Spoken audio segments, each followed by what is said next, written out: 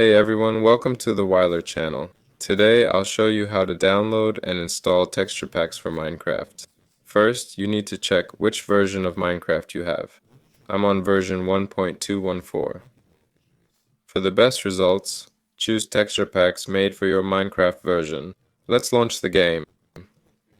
I'll find a texture pack like this one here. Download it as a zip archive.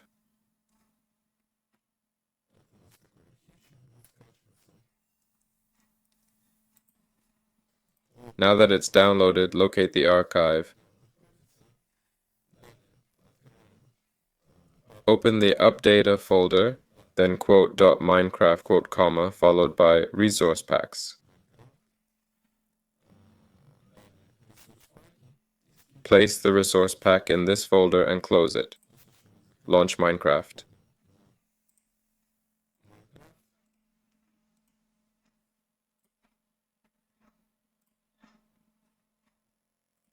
In Minecraft, hit Escape, go to Options, then Resource Packs.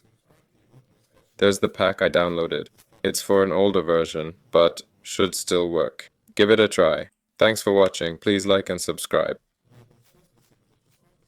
This is Weiler signing off, wishing you all the best. Take care.